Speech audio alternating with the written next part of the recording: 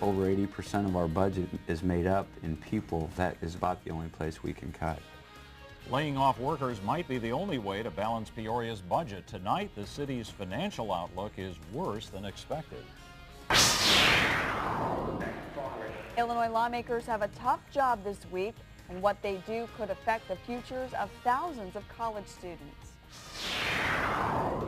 And is alcohol becoming a deadly problem in the Twin Cities? We'll tell you why some say bars are to blame for 2 deaths. Taking action for you. This is WMBD 31 News at 6. Peoria's financial outlook is worse than expected. Good evening, I'm Bob Larson. And I'm Meg Marshall. The city is facing a $14.5 million budget deficit. That's about $4 million more than first projected. About $10.5 million in cuts are already identified. Now the city is scrambling to trim the rest. In addition to cuts already proposed, 46 more city jobs could disappear. That includes 17 police officers and 15 firefighters. The police department could be forced to cut the amount of training that officers undergo by almost half. Money for some road maintenance might be out entirely. And animal control could be eliminated or dramatically downsized. City Manager Scott Moore says the proposed cuts would make it difficult for Peoria to provide enough service to comply with its own policies, but the mayor doesn't see many alternatives.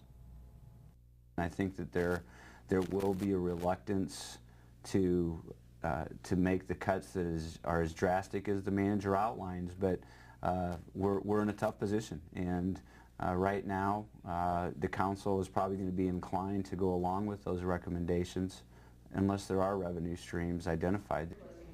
Possible new revenue stream could come from raising the water utility tax, but Mayor Artis says residents don't want tax hikes, so council will try to balance the budget with existing revenue. If the proposed cuts to public works are made, one of Peoria's most important road maintenance programs will disappear. WMBD's Sarah Barwatz joins us live. Sarah, what does this mean for drivers? A lot of road projects may be put on the back burner. University, for example, sees 30,000 drivers on a given day, and as you can tell, it needs some serious resurfacing. But because of budget cuts, that may not be an option. Well, we got a temporary bump in the road. That bump in the road totals $2.5 million for Dave Barber's Public Works Department. To keep within Peoria's budget, Barber says resurfacing projects for main arteries like McClure and Sheridan will have to wait. We're going to look for wherever we can get money to help, but there really isn't a lot of money right now to handle our road resurfacing programs. While pothole and snow removal is in the budget for next year, sealing residential streets is not. Sealing prevents water from freezing on the roadways, which causes potholes. Because it's an essential program, Barber says eventually sealing will have to be put back in the budget. At some point, once a roadway deteriorates, it starts deteriorating at a faster rate. So we can't let them go too long, or we end up with some larger problems.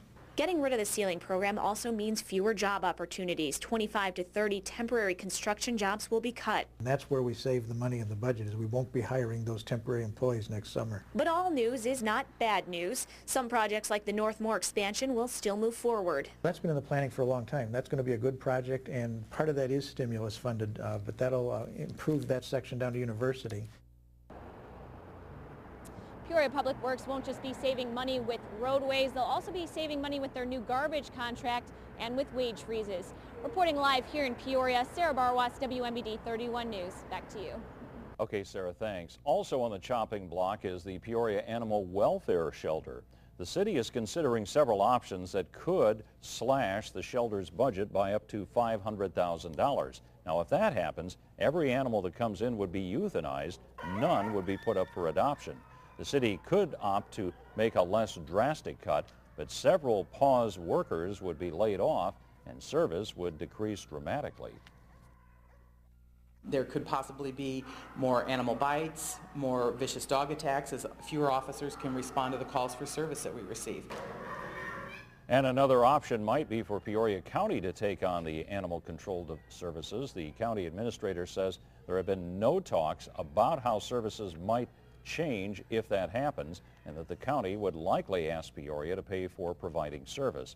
PAWS takes in about 8,500 animals a year. Peoria City Council will discuss all the proposed cuts in a meeting tomorrow night. And to see the complete proposal, go to our website at ciproud.com. Finances are also taking center stage in Bloomington. Officials will discuss a plan to restructure the city's debt at tonight's council meeting.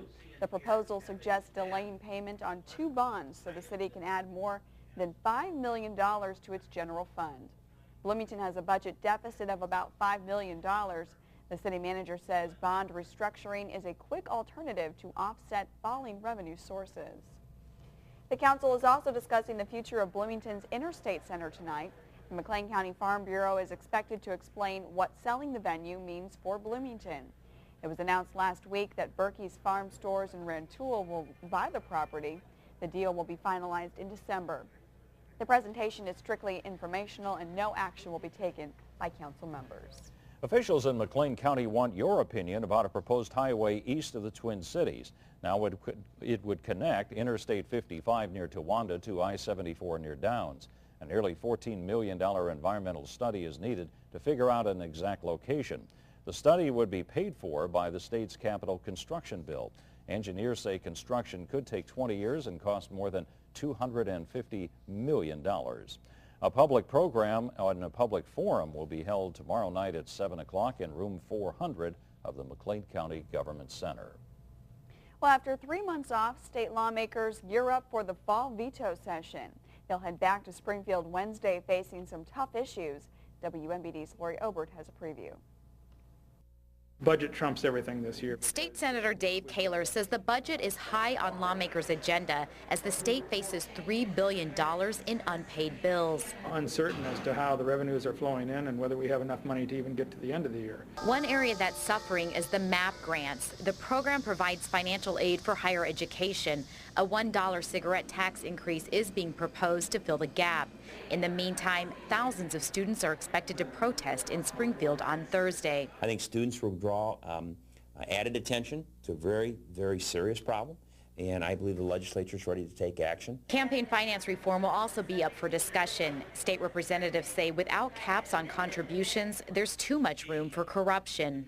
You and I both know if someone gives you $1 million, they want something from you, but there should be some limit there because right now there's nothing. Lawmakers will also address bills proposed this spring that the governor has altered or vetoed himself. Add to that budgets and ethics reform, and lawmakers say their plate is full. That all coupled together with what veto session is really designed for means over 6 days is going to be a very, very, very busy time. WMBD 31 News will be in Springfield Wednesday to cover the first day of the session. We'll bring you reaction from local lawmakers that evening at 5, 6, and 10 and on ciproud.com.